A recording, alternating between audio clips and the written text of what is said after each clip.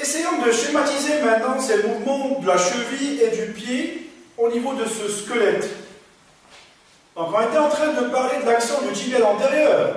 Le tibial antérieur qui est un releveur, c'est-à-dire c'est un muscle qui assure la flexion dorsale de la cheville. Ça veut dire que le pied a tendance, et la face dorsale du pied a tendance à se déplacer vers l'arrière, vers le haut. Flexion dorsale, et puis c'est un mouvement qui se réalise au niveau de la talocrurale ou de la tibio-tarsienne ou de la cheville tout simplement. Et on a aussi un mouvement de flexion plantaire. C'est-à-dire le pied qui a tendance, ou la pointe du pied qui a tendance à basculer vers le bas et vers le devant, que l'on peut aussi appeler mouvement de flexion plantaire ou d'extension de la cheville. Ce qui nous intéresse le plus en ce qui concerne le tibial antérieur, c'est la flexion dorsale. La flexion dorsale ainsi que le mouvement de varus que l'on vient de détailler, de décortiquer, qui est la résultante d'une adduction du pied, une supination. Si on combine ces deux mouvements, c'est-à-dire l'adduction et la supination, l'ensemble de ces deux mouvements sera à l'origine des mouvements de varus. Comme je vous ai dit tout à l'heure, on parle d'un varus, c'est-à-dire un déplacement du bloc calcanéopédieux vers le dedans. Vers le dedans par rapport à quoi? Par rapport à l'axe du corps. Venons le schématiser sur ce squelette.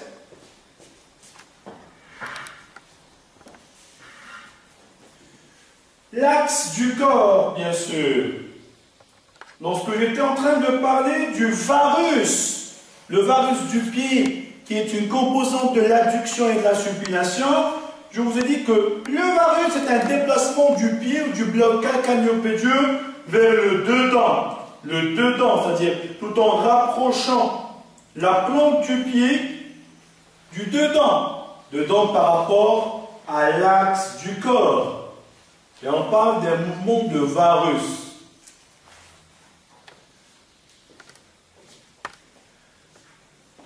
Pourquoi on a détaillé tout ce qu'on vient de voir à l'instant? Parce que l'évaluation musculaire analytique ou le testing musculaire du tibial antérieur est un testing qui va se baser, qui va s'intéresser sur les deux composantes d'action de ce dernier, c'est-à-dire la flexion dorsale et le varus.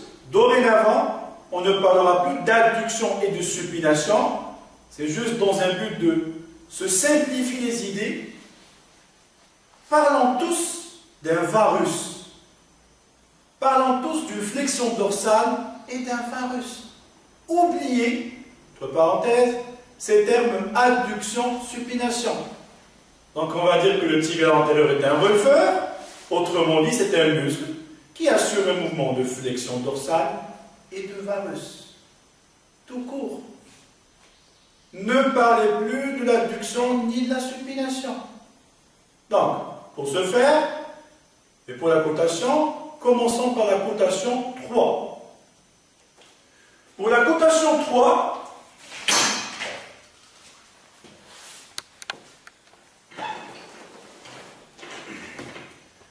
bien sûr, je vous rappelle que le principe de la cotation 3, c'est la réalisation du mouvement contre pesanteur.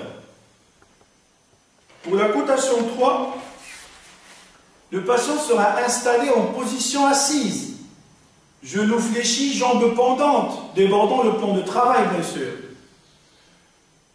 Le kiné ou l'évaluateur sera positionné homolatéralement par rapport aux membres et par rapport aux muscles à tester. Il va réaliser une contreprise, donc il va réaliser une contreprise au niveau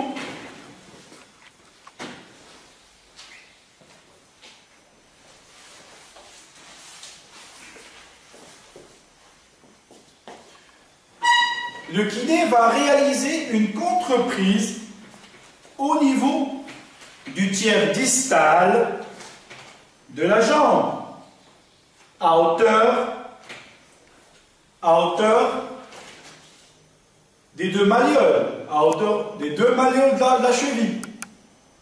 Je parle bien de la contreprise. On est toujours en cotation 3, ce n'est pas de la cotation 4 ou 5 où l'on doit appliquer des résistances.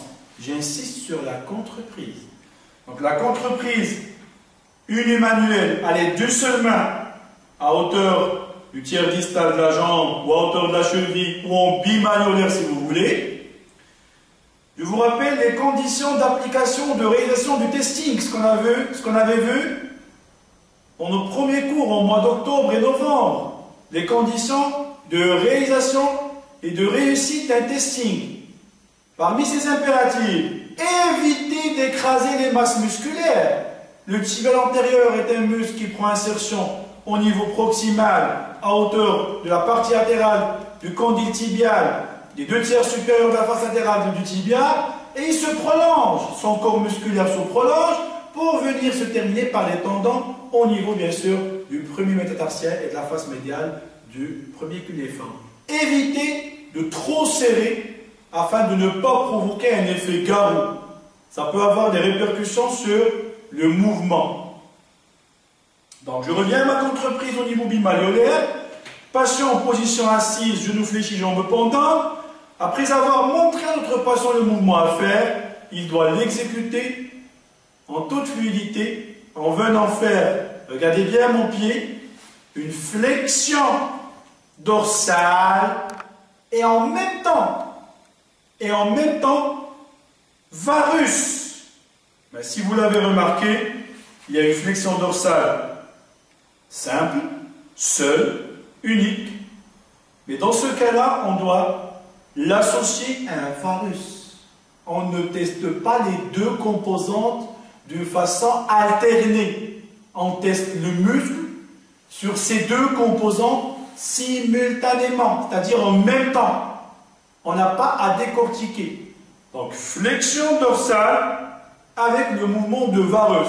Bien sûr, le varus n'est pas très important comme secteur ou comme amplitude, mais automatiquement, pour pouvoir le réussir, on va relever le pied et demander à notre patient, relever le pied, le ramener vers le haut. Donc, c'est la flexion dorsale. Regardez bien. Flexion dorsale. Regardez le sens et la direction de la flèche.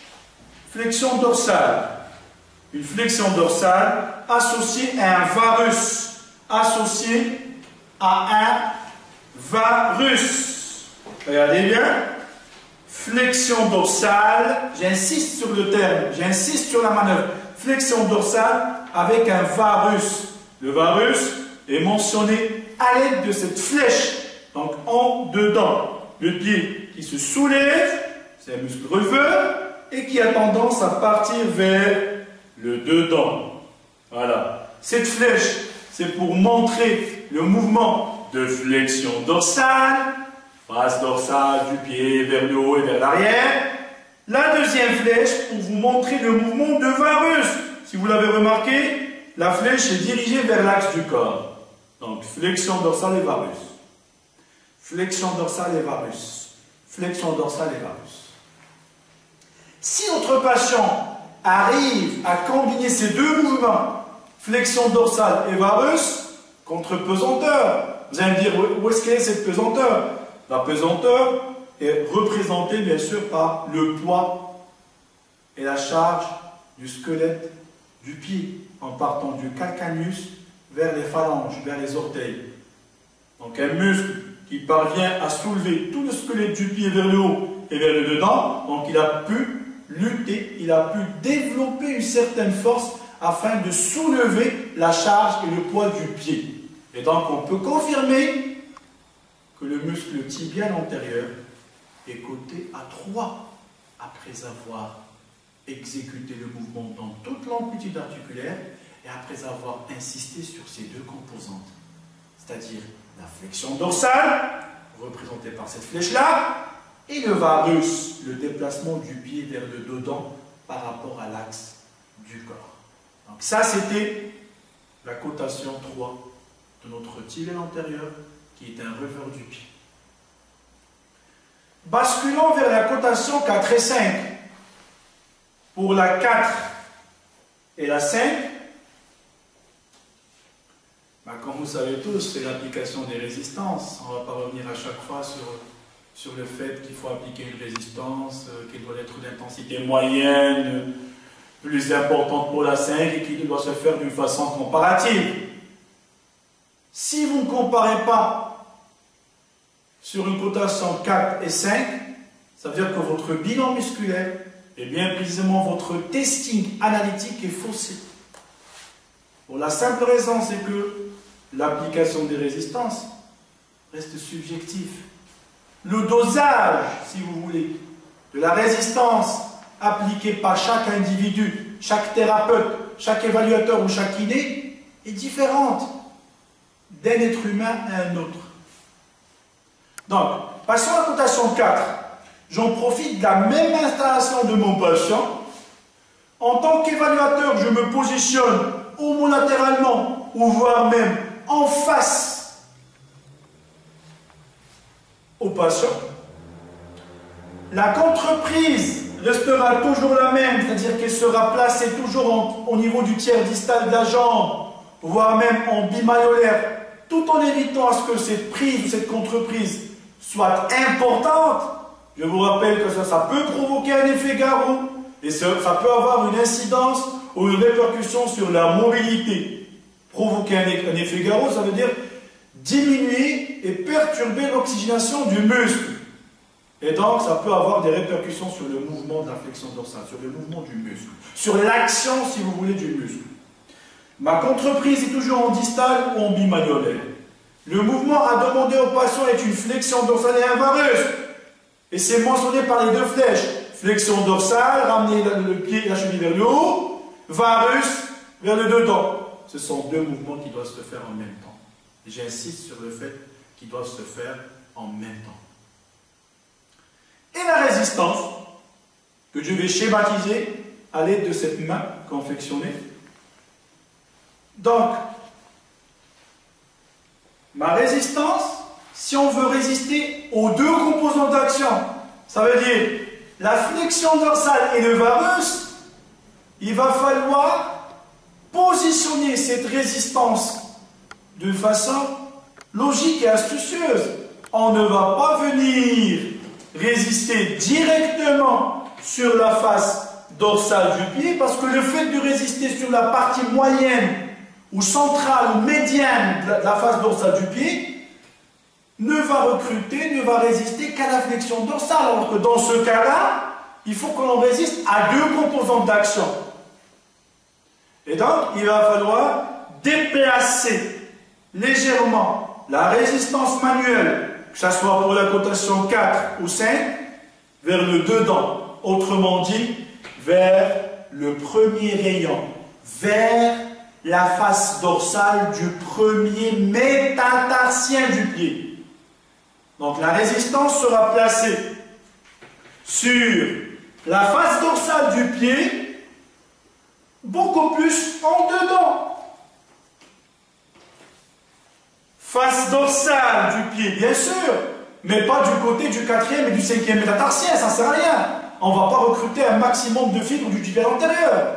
Mais si on déplace notre résistance toujours sur cette face dorsale du pied, mais beaucoup plus vers le dedans, vers le bord, si vous voulez, médial du pied en direction du premier métatarsien, on aura recruté ce tibia antérieur dans sa composante de flexion dorsale et de varus.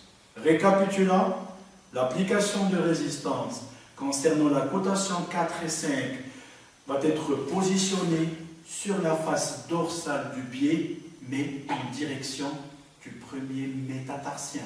Pourquoi?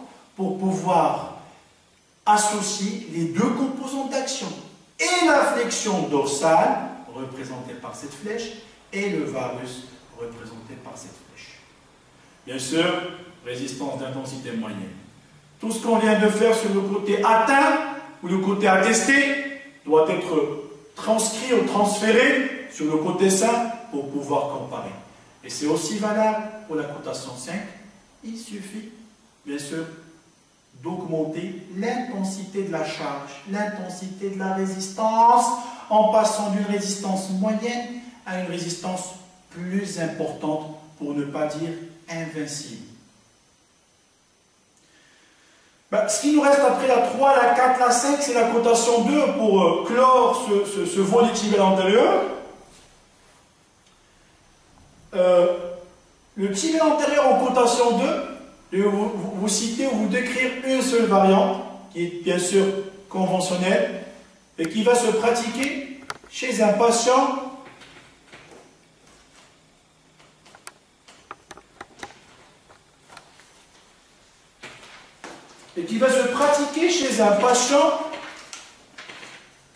bien sûr, en décubitus. J'aurais besoin d'un petit coussin, excusez-moi.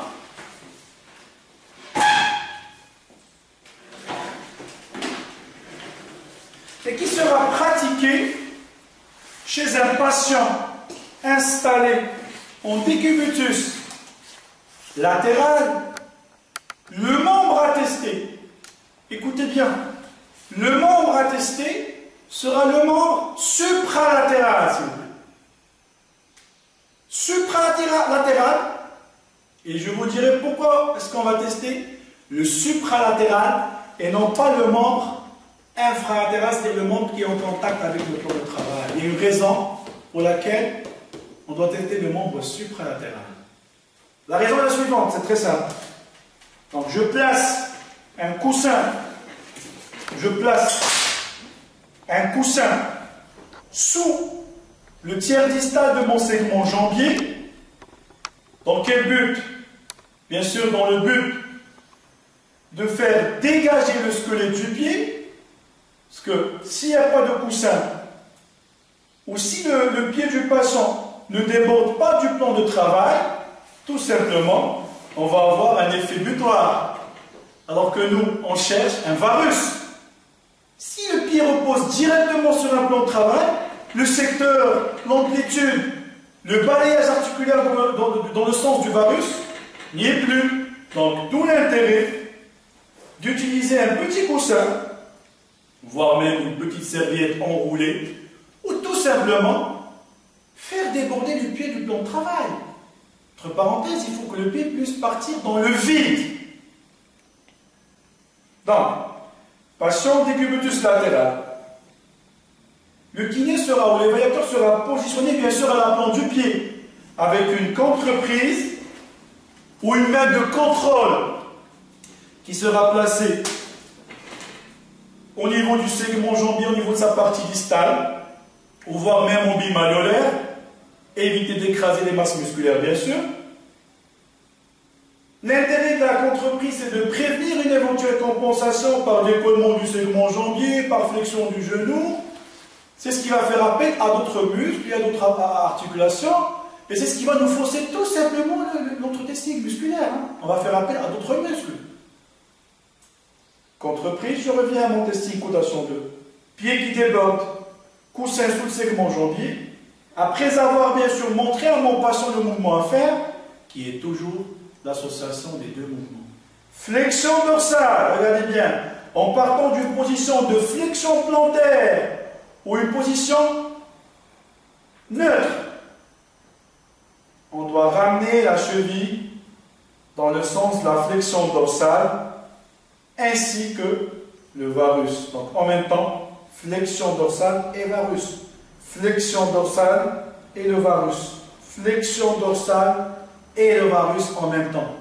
Ne travaillez pas d'une façon alternée, c'est-à-dire flexion dorsale, et puis après la flexion dorsale, on s'intéresse au varus. Ce sont deux mouvements qui doivent se faire en même temps. Ce sont deux composantes d'action qui doivent se faire en même temps. Et la flexion dorsale et le varus. Donc flexion dorsale et le varus. Maintenant, on passe au pourquoi de la chose. Pourquoi j'ai opté pour le membre supralatéral et non pas infralatéral? La réponse est très simple. Si c'était le membre infralatéral, regardez bien, même en enlevant le petit coussin, regardez bien, le membre qui est en contact avec le plan de travail, automatiquement, j'aurais pu faire tout simplement la flexion dorsale en apesanteur. Donc, je vous rappelle que la cotation 2 se base sur le principe ou sur le fait que c'est un mouvement qui doit se faire sans pesanteur, en apesanteur. Bien sûr, j'ai le pied qui repose sur un plan de travail, un plan de glissement, automatiquement la flexion dorsale va se faire sans pesanteur. Dans ce cas-là, on veut tester le muscle sur les deux composantes. Flexion dorsale et varus. Flexion dorsale en apesanteur, mais regardez bien, le varus va se faire contre pesanteur. Et puisqu'on est en cotation 2, il va falloir respecter la charte ou le principe qui est le travail sans pesanteur.